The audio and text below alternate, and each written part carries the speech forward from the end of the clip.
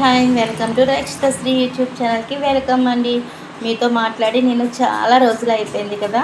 So అందుకనే మీ అందరి దగ్గరికి ఒక మంచి స్టోరీ తీసుకుని వచ్చేసానండి. సో రక్షితశ్రీ యూట్యూబ్ ఛానల్కి అండి మానిటైజేషన్ అయితే అయిపోయిందండి. సో అందుకు మీ అందరూ చేసిన హెల్ప్ అండ్ మీ అందరూ చాలా చాలా నాకు హెల్ప్ చేశారండి. సో దానివల్ల అయితే మాత్రం మానిటైజేషన్ అయితే అయిపోయింది. సో ఇక్కడ నుంచి మంచి మంచి స్టోరీస్తో మీ ముందుకైతే ఖచ్చితంగా వస్తానండి. సో ఈ రోజైతే మీ అందరి దగ్గరికి ఒక మంచి స్టోరీ అయితే తీసుకొచ్చాను. అదేంటంటే మనం రోజు ఎంతోమందిని చూస్తూ ఉంటాము. అలాగే మన ఇంట్లో ఉన్న వాళ్ళనే చూడవచ్చు. పాజిటివ్ థింకింగ్, నెగిటివ్ థింకింగ్ రెండు ఉంటాయి. పాజిటివ్గా ఆలోచిస్తారు, నెగిటివ్గా ఆలోచించడం రెండు రకాలు ఉంటాయండి. కానీ ఇక్కడ ఏమవుతుందంటే నెగిటివ్గా ఆలోచించడం వల్ల చాలా నష్టం జరుగుతుంది అన్న విషయం వాళ్ళకి అర్థం కాదు. కానీ మేము కరెక్ట్గానే ఆలోచిస్తున్నాం అంటే ఒక సమస్యని మైనస్ ప్లస్ రెండు చేసి చూడాలి కదా అని వాళ్ళు అనుకుంటారు. ఓకే, నేను తప్పదు చూడొచ్చు అంటాను. కానీ దానివల్ల పూర్తిగా మైనస్ ప్లస్ చూడకుండా ఓన్లీ మైనస్దే చూస్తున్నారు. అంటే మైనస్ అంటే ఏంటంటే ఇక్కడ పాజిటివ్ థింకింగ్ అనేది, నెగిటివ్గా థింకింగ్ అనేది రెండిట్లోకి ఉన్న తేడాని చూపించడం కోసం మీ అందరికీ ఒక చిన్న స్టోరీ అయితే చెప్పేస్తాను.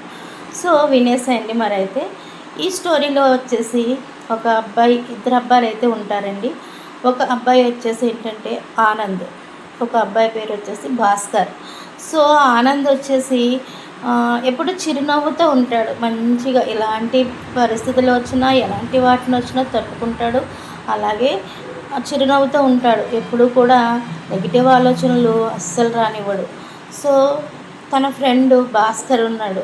సో భాస్కర్ ఎప్పుడు కూడా ఏ పని చేయాలన్నా ముందు నెగిటివ్గానే ఆలోచిస్తాడు. అంటే ఏంటంటే ఆ పని జరగకపోతే ఏంటి, కానీ జరగకపో మనం ఇంత ఇదిగా చేశాక ఆ పని జరగకపోతే మనకు నష్టం జరుగుతుంది కదా, ఇలా ఆలోచిస్తాడు తప్ప పోనీ ఆ పని అయిపోతే మనకి ఇన్ని రోజులు కష్టం పోతుంది కదా, మంచిగా లైఫ్లో సెటిల్ అవ్వచ్చు కదా అని ఎందుకు ఆలోచించడు, అలా ఆలోచించడు. సో దానికి కారణం ఏంటంటే ఒక్కొక్కరు థింకింగ్ అలాగ ఉంటుందండి. సో మన ఇంట్లో వాళ్ళని కూడా చూస్తాము. ఒకళ్ళేమో పాజిటివ్గా ఉంటారు, ఒకళ్ళేమో నెగిటివ్గా ఉంటారు. సో వాళ్ళ వల్ల ఎవరికి ప్రాబ్లం ఉండదా అంటే ప్రాబ్లమ్స్ వస్తాయండి దానివల్ల. ఎందుకంటే కొంచెం ఏదైనా సరే మనం చేసే పని ఏదైనా మంచిగా ఆలోచించి మొదలు పెడితే అది ఎంతో సక్సెస్ని ఇస్తుంది మనకి అని మనం నమ్ముతాము. కానీ అలా నమ్మరు. నెగిటివ్ ఆలోచనలే వస్తాయి. అది అవ్వదు, అది కాదు, అలా ఆలోచన అనేది ఉంటుందన్నమాట. సో అందుకని నేను ఇక్కడ వీళ్ళిద్దరి మధ్య డిఫరెన్స్ని అండ్ దానివల్ల వచ్చే నష్టాన్ని కూడా మీ అందరికీ కూడా తెలియచేయాలని అయితే అనుకుంటున్నాను. దీనివల్ల ఎవరో ఒక్కళ్ళు మారినా కూడా నాకు చాలా సంతోషం అండి. సో దేనికైతే నేను చెప్పబోయే కథలో మీకు రెండు క్యారెక్టర్స్ అయితే చెప్పాను కదా, ఆనంద్, భాస్కర్. సో వీళ్ళిద్దరూ ఫ్రెండ్స్ అండి. సో పాపం వీళ్ళకి ఏ పని లేక చాలా చాలా ఇబ్బంది పడతారు. ఒక పల్లెటూరులో ఉంటారనమాట వీళ్ళు. సో ఏ పని లేక ఇబ్బంది పడుతూ చాలా ఇదిగా ఉంటారు. కానీ ఎంత బాధ వచ్చినా ఏం వచ్చినా కానీ ఆనంద ముఖంలో ఎప్పుడు చిరునవ్వే ఉంటుంది. కానీ భాస్కర్ మనసులో వచ్చి మన జీవితం ఇంతేనా, ఎప్పుడు ఇలాగే బ్రతకాలా, ఎందుకు మన లైఫ్ మంచిగా మారట్లేదు, ఆ ఇంకా ఇలా సంథింగ్ ఇంకా మంచి అలా మాట్లాడుకుంటూ ఎలా అంటూ ఉంటాడు. ఎవరితో మాట్లాడినా కూడా అలా నెగిటివ్ గా మాట్లాడుతూ ఉంటాడు. సో అందరూ కూడా దూరం దూరం జరిగిపోతూ ఉంటారనమాట. అలా నెగిటివ్ గా మాట్లాడేసరికి ప్రతి ఒక్కరికి చిరాకు వచ్చి సో ఎప్పుడూ ఇంతే, వీడు ఇలాగే ఉంటాడు, వీడితో మనం మాట్లాడేందుకు, వెళ్ళిపోదాం పదండి అని చెప్పేసి చాలా మంది అతన్ని వదిలేసి వెళ్ళిపోయిన వాళ్ళు కూడా చాలా మంది ఉన్నారు. కానీ ఆనంద్ మాత్రం ఎప్పుడూ వదిలిపెట్టలేదు. సరే వాడి ఆలోచన అలా ఉంది, ఆ బాధలను బట్టి వాడు అలా ఉన్నాడులే అని చెప్పేసి ఆనంద్ ఎప్పుడు కూడా వదిలిపెట్టలేదు ఫ్రెండ్ని. సో కానీ ఆ ఊరికి ఒక పెద్ద మనిషి వచ్చాడు. ఎందుకంటే ఆ ఊర్లో ఒక ఫ్యాక్టరీ నిర్మించాలి అని అనుకున్నాడు. అలాగే కొంత పొలాలు తీసుకొని కవులకి ఇవ్వాలి అనుకున్నాడు. సో అయితే అతనికి ఒక మంచి నమ్మకమైన మనుషులు కావాలి. సో ఎందుకంటే తన భూములు చాలా ఉన్నాయి. ఆ భూములన్నీ ఒక మనిషి చేతిలో పెట్టాలి అంటే ఆ మనిషి చాలా మంచివాడై ఉండాలి, అలాగే చాలా నిజాయితీ పరుడై ఉండాలి అని ఆలోచించాడు. ఆలోచించి చాలా మందిని చూశాడు. ఆ భూములు ఇమ్మని వెళ్ళిన వాళ్ళని చూశాడు. అలాగే తను కూడా కొంతమందిని పిలిపించి కొన్ని ప్రశ్నలు వేసి వాళ్ళని నిర్ధారించుకున్నాడు. సో నిర్ధారించుకున్నాక అతనికి ఎవరు దొరకట్లేదబ్బా! నా నా పొలాలు చూసుకోవడానికి, నా ఫ్యాక్టరీలను చూసుకోవడానికి ఏంటా అని ఆలోచించాడు. సో వెళ్తూ వెళ్తూ ఉండగా కారు ఆగిపోతుందనమాట. కారు ఆగిపోతే అయ్యో! కారు ఆగిపోయిందని చెప్పేసి కిందకి దిగి చూస్తే మొత్తం ఇంజిన్ అంతా వేడెక్కిపోయి ఉంది. సో కొంచెం వాటర్ అయితే వేయాలి. ఏం చేయాలా అని అటు ఇటు చూస్తున్నాడు. చూస్తుంటే తనకి ఎదురుగా భాస్కర్ అయితే కనిపించాడు. సో భాస్కర్ దగ్గరికి వెళ్ళి, బాబు కొంచెం నా కారు ఆగిపోయింది. కొంచెం వాటర్ ఉంటే ఇస్తావా అని అడిగాడు. అయితే మంచినీళ్ళు కొంచెం కారులో పొయ్యాలి. లేకపోతే కారు కదిలేలా లేదు అని చెప్పేసి అడిగితే, ఏ పోవయ్యా నీతోని పనులు నాకున్నాయి. నీకేంటి వాటర్ ఇచ్చేది నేను అని చెప్పేసి పో పో ఎక్కడైనా వెతుక్కో అని చెప్పేసి చాలా నిర్లక్ష్యంగా సమాధానం చెప్పాడు. చాలా చిరాగ్గా మాట్లాడాడు. అది చూసి అయ్యో! ఈ అబ్బాయిని అనవసరంగా అడిగాను నేను అని చెప్పేసి అనుకున్నాడు. అనుకుని ఇంకొంచెం ముందుకు నడిచేసరికి ఆనంద్ నడుచుకుంటూ వస్తున్నాడు. సో ఆనంద్‌ని ఆపి, బాబు కొంచెం నా కారు ఆగిపోయింది. సో కొంచెం వాటర్ ఉంటే ఇస్తావా? ఇంజిన్ వేడెక్కిపోయింది అని అడిగాడు. సో ఆనంద్ అయ్యో! తప్పకుండానండి. సార్ మీకేమైనా ఇంకేమైనా కావాలంటే చెప్పండి నేనిస్తాను. అంటే ఏమి వద్దు బాబు కొంచెం కారు కదలట్లేదు. కొంచెం వాటర్ ఇస్తే ఆ ఇంజిన్‌లో పోసుకుంటాను. నేను నడిచే పరిస్థితుల్లో లేను. నాకు అలవాటు లేదు బాబు అని చెప్పేసి అన్నాడు. అంటే అయ్యయ్యో! సార్ అలాగంటారేంటి? రండి రండి అని చెప్పేసి వచ్చి ఇంటికి తీసుకెళ్ళి కుర్చీ ఏసి కూర్చోబెట్టి, సార్ కారు ఎదురుగుండానే ఉంది కదా ఇంటికి. నేను పోసి వస్తానులెండి. మీరు కూర్చోండి. ఇదిగో ఇంకా దాహాన్ని తీసుకోవడానికి మంచినీళ్ళు తీసుకోండి. తాగండి. ఈలోగా నేనైతే వాటర్ ఏసొస్తాను. మీరెందుకు పోసుకోవడం? సార్ అయినా ఈ వయసులో మీరు ఏదో ఒక డ్రైవర్‌ని పెట్టుకోవచ్చు కదా! మీరు ఎందుకు నడుపుతున్నారు అని చెప్పేసి వెళ్లి వాటర్ పోసి వచ్చేసాడు. వచ్చిన తర్వాత అతన్ని అడిగాడనమాట. అతన్ని అడిగాడు. బాబు నీ పేరేంటి అని అడిగాడు. నా పేరు ఆనంద్ సార్. అంటే నువ్వు ఒక్కడివే ఉంటావా? ఎవరు ఉండరంటే నాకు అమ్మ, నాన్న లేరు సార్. నేను ఒక్కడినే ఉంటున్నాను. నేనొక్కడినే కాదు సార్ నా ఫ్రెండ్ కూడా ఉంటాడు అని చెప్పాడు. సరే అయితే మీ ఫ్రెండ్ ఏడి అన్నాను. ఇలా మాటల్లోనే వచ్చాడు. ఫ్రెండ్ అయితే వచ్చేసాడు. ఎవరు చెప్పండి. సో ఫ్రెండ్ అయితే వచ్చేసాడండి. భాస్కర్ వచ్చాడు. వచ్చేసరికి అతను చూసి మీదనే సో మీరిద్దరు ఫ్రెండ్స్ అన్నమాట. సో నాకు ఒక సహాయం చేస్తారా బాబు అన్నాడు. ఏంటి అంటే మీకే సహాయం నాకే మేమే ఒకరికి సహాయం చేయడమా? మాకే ఎవరైనా సహాయం చేయాలి గాని అంటాడు ఆనంద్. సో మీరేంటి సార్ మీరిక్కడ ఉన్నారు అన్నాడు భాస్కర్. మీ ఫ్రెండ్ వాటర్ ఇచ్చాడు బాబు అని చెప్పేసి అన్నాడు. సరే అయితే ఒక పని చేయండి. నా కారు ఎక్కండి. నేను ఒక చోటకి తీసుకెళ్తాను అన్నాడు. సో ఒక ప్లేస్‌కి తీసుకెళ్ళాడు. అక్కడ పొలాలు అన్నీ ఎండిపోయి అస్సలు ఒక నీటి చుక్క కూడా లేదన్నమాట. బీడు వారిపోయిందంటారు చూడండి అలాంటి భూములన్నమాట. రాయిలు, రప్పలతో ఉన్న ఒక పొలంలా ఉందన్నమాట అది.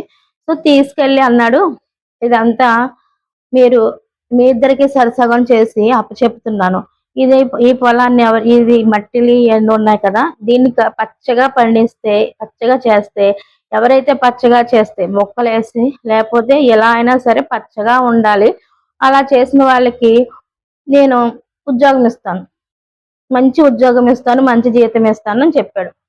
సో ఆనంద్ సరే అన్నాడు. కానీ భాస్కర్ అన్నాడు, ఏమయ్యా ముసలయ్య నీకేమైనా మతిగానిపోయిందా? ఏంటి ఈ మట్టిలో మీ బీడువారిపోయింది. ఇది ఇక్కడ మేమేం మొక్కలు పండిస్తాము, మేమేం చేస్తాము. ఇలా చెప్తున్నావు. నీకు ఉద్యోగం ఇవ్వడం ఇష్టం లేకపోతే మానేసేయి. అంతేగాని మమ్మల్ని ఎందుకు ఇబ్బంది పెడుతున్నావు అనేసి అన్నాడు. అంటే అప్పుడు భాస్కర్‌ని ఆనంద్ భాస్కర్ ఎందుకు ఆయన్నంటావు? మనం చేసేది మనం చేద్దాము. వస్తే వస్తుంది లేకపోతే లేదు. అన్నీ ఆయనే ఇచ్చారు కదా! వాటర్ చేయడానికి అన్నిట్లికిని. సో చేసి చూద్దామా వస్తదో లేదో నువ్వు కంగారు పడకు అన్నాడు. సరే అని చెప్పేసి ఊరుకున్నాడు. అయితే అతను వెళ్ళిపోయాడు. ఆ పొలందారి వెళ్ళిపోయాడు. అంతే వెళ్ళిపోయిన తర్వాత భాస్కరు ఇంట్లో కూర్చొని వీడికి పని పాట లేదు. ఏదైనా సరే చేసేస్తాను అని ఒప్పుకుంటాడు. నేను చెయ్యలేను ఆ భూమిని. ఎలా చేయగలను? అసలు ఏముందని దాంట్లో చెయ్యాలి? రాళ్ళు రప్పలు తప్ప. ఆ ముసలాడికి పని పాట లేక ఏదో చెప్పాడు అని చెప్పేసి తిట్టుకుంటూ ఇంట్లో కూర్చున్నాడు. కానీ ఆనంద్ ఏం చేశాడంటే ఆ రాయిలు చూశాడు కూర్చొని దీన్ని ఏం చేయాలబ్బా? ఏదో ఒకటి చేస్తేనే కదా మనకు తెలుస్తుంది అని అనుకున్నాడు. కానీ ఎంత ఎలాంటి భూమి అయినా కింద నీరు ఉండే తీరుతుంది కదా. సరే ట్రై చేద్దాం అని చెప్పేసి మొత్తం రాయిలు రప్పలు తవ్వుతా ఉన్నాడు. కిందకి తవ్వేసరికి వాటర్ అయితే పడింది. వాటర్ పడేసరికి గబా గబా మొత్తం పొలం అంతా నీరు పట్టించేసుకున్నాడు. విత్తనాలు జల్లేశాడు. ఆ విత్తనాలు జల్లేసేసరికి ఒక అతను ముసలతను ఎవరైతే పొలం చెప్పాడో అతను మళ్ళీ వచ్చాడనమాట. కొన్ని రోజులకి వచ్చాడు. వచ్చేసరికి పక్కన ఒక పక్క ఉన్న భూమి అంతా బీడువారి ఎలా ఉన్నా ఇచ్చిన పొలం అట్లానే ఉంది. ఇటుపక్క ఆనంద్‌కి ఇచ్చిన దాంట్లో చిన్న చిన్న మొక్కలొచ్చి ఉన్నాయన్నమాట. చిన్న చిన్న మొక్కలు. ఒక 5 సెంటీమీటర్లు, 6 సెంటీమీటర్ల మొక్కలు కొంచెం పైకి ఎదిగి ఉన్నాయన్నమాట. ఉండేసరికి అతను నవ్వుకున్నాడు. సో, ఆనంద్ వచ్చాడు. ఇలా అయ్యో సార్ మీరిలా వచ్చారెందుకు? మీరు కబురు పెడితే మేమే వచ్చేవాళ్ళం కదా అన్నాడు. అంటే ఎందుకయ్యా కష్టపడేవాళ్ళు మీరు, మీ దగ్గరికి మేమే రావాలి గాని అని చెప్పేసి అతను అన్నాడు. అతను అన్నాక అవును మీ స్నేహితుడేడి అని అడిగాడు. అయ్యో అతను ఇంటి దగ్గర ఉన్నాడండి అన్నాడు. అయితే రమ్మని పిలిపి అన్నాడు. అంతే సరే సార్ మీరు కూర్చోండి ఇక్కడ చెట్టు కింద కొంచెం స్థలం ఉంది కదా ఇక్కడ కూర్చోండి నేనైతే పిలుపుకొని వస్తాను అని చెప్పేసి వెళ్ళి భాస్కర్ని అయితే తీసుకొస్తాడు.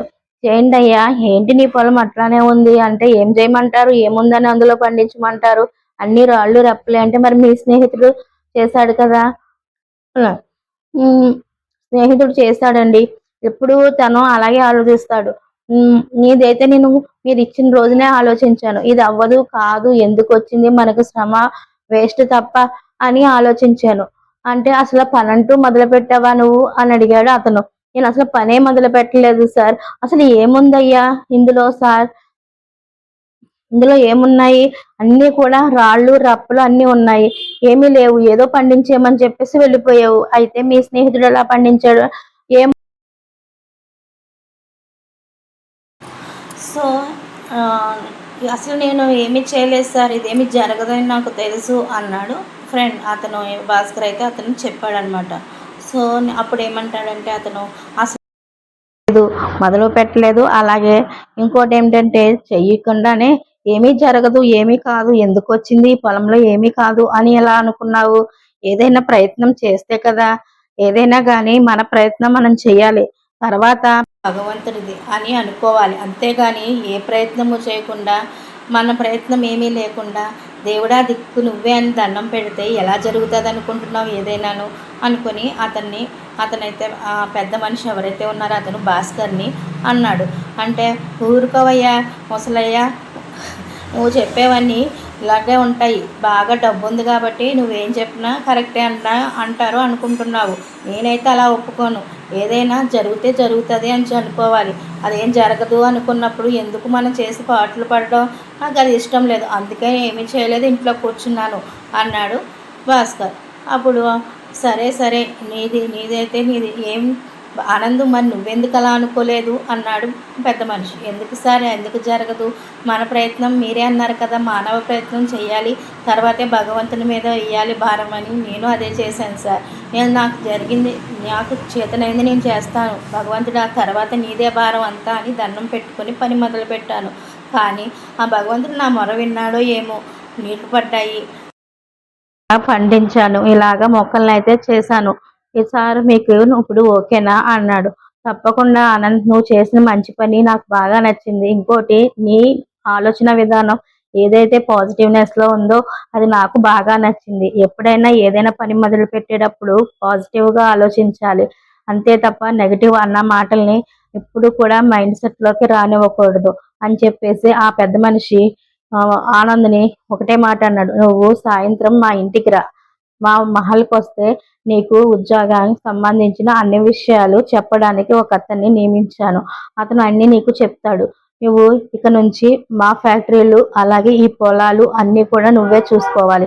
అలాగే ఇలా బీడుబారిన భూములు చాలా ఉన్నాయి. సో వాటిని కూడా ఎలాగా చెయ్యాలి అన్నది కూడా నువ్వు ఆలోచించి నీ మైండ్తో మంచి ఫలితాలను రప్పించు సరేనా. ఇంకా మంచి మంచి పొజిషన్లోకి వెళ్తావు నువ్వు అని చెప్పేసి ఆ పెద్ద మనిషి సరే సార్ నమస్తే అండి థ్యాంక్ యూ అన్నాడు ఆనంద్. సరే అని చెప్పి ఆ ముసలాతను వెళ్ళిపోయాడు. సో ఇక్కడ నేను చెప్పేది ఏంటంటే ఎవరైనా సరే ఏదైనా పని మొదలు పెట్టేటప్పుడు నెగిటివ్నెస్ అన్నది రానేకూడదు. పాజిటివ్ గానే ఆలోచించాలి. అది జరగదు అన్న మాట ఎప్పుడు అనకూడదు. జరుగుతది. భగవంతుడిదే భారం. మన వంతు ప్రయత్నం ఏదో మనం చేద్దాము అని అనుకోవాలి. అలా అవ్వదు కాదు. నెగటివ్ మాటల్ని మాట్లాడటం అయితే మానేసేయాలి. ఎవరైనా సరే ఈ విషయాన్ని ఖచ్చితంగా గుర్తుపెట్టుకోండి. ఒక ఉద్యోగం కోసం ఒక అబ్బాయి వెళ్తున్నాడు, ఆఫీసు ఇంటర్వ్యూకి వెళ్తున్నాడు అనుకోండి. అబ్బాయికి ఆల్ ది బెస్ట్ చెప్తాం కదా, అలాగే ధైర్యం కూడా చెప్పాలి. ఈ ఉద్యోగం నీకే వస్తుందని కాన్ఫిడెంట్ గా మాట్లాడు, కాన్ఫిడెంట్ గా ప్రశ్నలకు జవాబులు చెప్పు అని మనం ఎవరికైతే మన ఇంటికి సంబంధించి కానీ మన ఫ్రెండ్స్కి సంబంధించి కానీ ఎవరైనా అలాగ వెళ్తున్నప్పుడు మనం చెప్పాల్సింది పాజిటివ్గా ఆలోచన విషయాలు చెప్పాలి వాళ్ళకి. అలాంటి విషయాలు చెప్పి వాళ్ళ మైండ్ని మంచిగా తయారు చేసి పంపించాలి. ఒక ఎగ్జామ్కి వెళ్ళే వాళ్ళైనా, అలాగే ఇలా జాబ్ కోసం వెళ్ళే వాళ్ళైనా, లేకపోతే ఏ పని అది అవ్వదు అనుకుని మొదలు పెడుతున్నారు అనుకుందాం. ఆ పని అవ్వదని మనకు తెలుసు, కానీ మొదలు పెడుతున్నప్పుడు కూడా అది అవ్వదని మనం అనకూడదు. మనం పాజిటివ్ గా వాళ్ళకి మంచి విషయాలు చెప్పి, నువ్వు కంగారు పడకు, ఏం అదృష్టం బాగుంటే ఇది ఖచ్చితంగా అయిపోతుంది, నువ్వు కొంచెం శ్రమ పడు చాలు ఖచ్చితంగా అయిపోతుంది అని మనం మాటల ద్వారా అవతల వాళ్ళకి నేను చెప్పేది ఇదే. మంచిదనాన్ని, పాజిటివ్నెస్ ని ఎప్పుడు దగ్గర ఉంచుకోండి. ఖచ్చితంగా సక్సెస్ఫుల్ గా ఉంటారు. సరేనా ఫ్రెండ్స్? Bye friends. బాయ్. ఈ అందరికీ మళ్ళీ నెక్స్ట్ ఇంకో మంచి స్టోరీతో ముందుకు వస్తుంది ఈ రక్షిత శ్రీ యూట్యూబ్ ఛానల్ దేవి. సో బాయ్ ఫ్రెండ్స్, మీ దేవి. Bye bye friends.